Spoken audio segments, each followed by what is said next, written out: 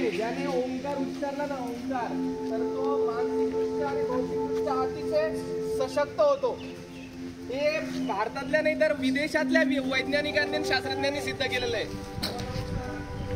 चला आता सर्वप्रथम आपण काय करूया, कपालभाती. सगळ्यांना माहिती आहे ना कपालभाती? माहिती आहे का? माहिती आहे.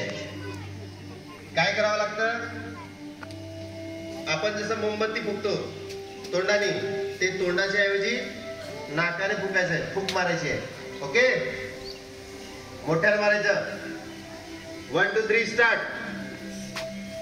पाठीचा करा ताट, सुरुवात.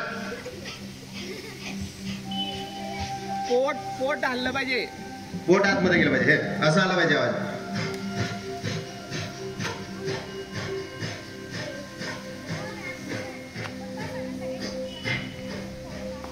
शेंबूड निघाला निघू द्या, काय अडचण नाही. शेंबूडची चिंता नका करू तुम्ही, पण खाऊ नका.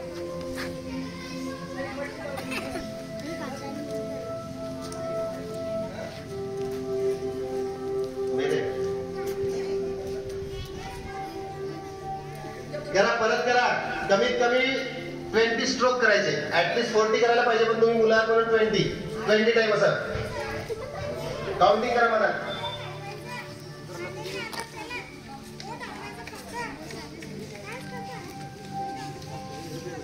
सगळ्यांनी मनात काउंटिंग ठेवायची आणि 20 वेळा करायचे. 20 बाहेर फेकायचं, बाकी काहीच नाही करायचं. बाहेर फेकायचं, आपोआप पोटात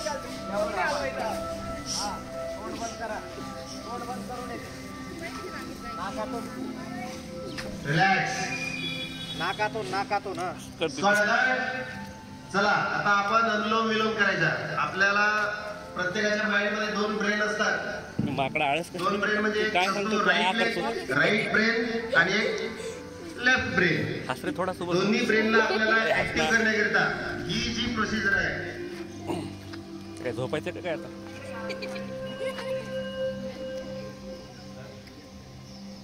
ते अत्यंत महत्वाची प्रोसिजर आहे.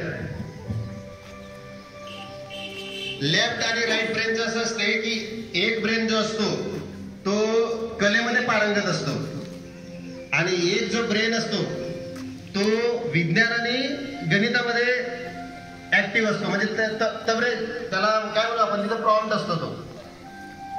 तर आपल्याला या दोन्ही ब्रेनला ऍक्टिव्ह करून आपण विशिष्ट फील्ड मध्ये न जाता सगळ्यामध्ये काय झालं, आपण मल्टीपर्पज म्हणतो ना, तर त्या प्रकारचा मल्टीपर्पज व्यक्ती जर बनायचं असेल तर आपले दोन्ही ब्रेन ऍक्टिव्ह होऊन जर काम करत असतील तर निश्चितच आपण मल्टीपर्पज व्यक्ती बनू, मल्टीटास्किंगचे कामं करू शकू. एका फील्ड पुरता आपण लिमिटेड राहणार नाही. त्यासाठी आपल्याला दोन्ही ब्रेन ऍक्टिव्ह करायचं आहे आणि दोन्ही ब्रेन ऍक्टिव्ह करण्याची प्रोसिजर अनुलोम विलोम आहे आणि हा सुद्धा एक योगाचा भाग आहे. ओके, काय करायचं, हे राईट थंब असते आपला, सगळ्यांना माहिती आहे, मी बऱ्याचदा शिकवलेला आहे. आणि ह्या फिंगर्स, मधली फिंगर आणि त्याच्या बाजूची. ओके, राईट थंब आणि ह्या 2 फिंगर्स यांनी एक नॉस्ट्रिल्स काय म्हणतात त्याला, नाकपुडी, एक नाकपुडी बंद करायची. इथून श्वास घ्यायचा. लेफ्ट साइडनं आपण जसं श्वास घेतला ना, श्वास घेऊन घ्यायचा, उंच घ्यायचा, एकदम लॉंग श्वास घ्यायचा, एकदम लॉंग, जेवढं घेता येईल तेवढं. आणि परत या 2 बोटांनी इकडलं नॉस्ट्रिल्स बंद करायचं आणि घेतलेला श्वास या नॉस्ट्रिल्स मधून सोडायचा. ओके, सोडलं. परत काय करायचं, इकडून घ्यायचं. आता उजव्या बाजूला आपण श्वास घेतोय. परत डाव्या थंबनी, उजव्या थंबनी हे बंद करायचं आणि इथून सोडायचं. असा आवाज आला पाहिजे.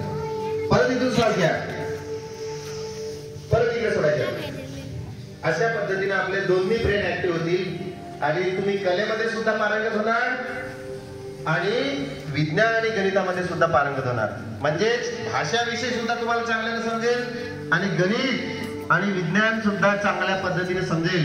कारण बऱ्याचदा असं असते की आपल्याला भाषाविषयी खूप सोपं जातो आणि गणित आणि इंग्रजी म्हटलं की थोडं अवघड वाटतं. तर त्याचं कारण हे आहे की आपला जो ब्रेन आहे तो ऍक्टिव्ह नसतो. ज्याचा जो ब्रेन जास्त ऍक्टिव्ह असतो तो त्या विषयामध्ये पारंगत असतो.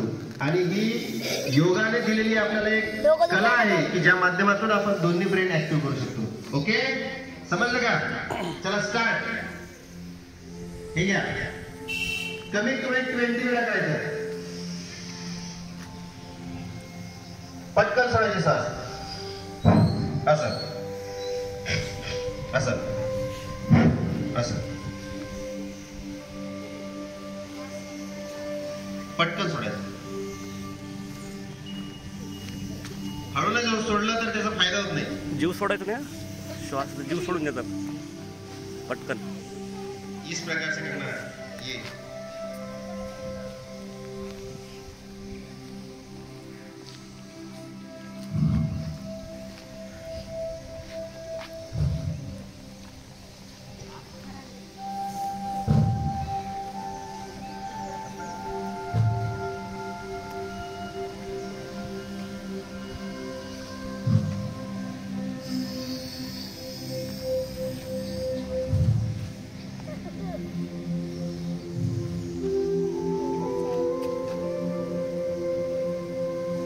प्रत्येकाने मनात काउंटिंग करून 20 स्ट्रोक्स करायचे.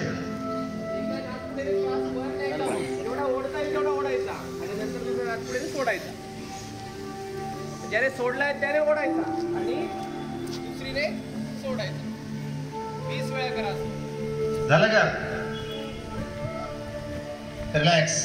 उजवा हात घे रे, डावा हात. Squat alert. ज्याला पद्मासन मध्ये बसता येते त्यांनी पद्मासन मध्ये बसा. ज्याला सवासन मध्ये बसता येते त्यांनी सवासन मध्ये. पद्मासन नाही ना, दोन्ही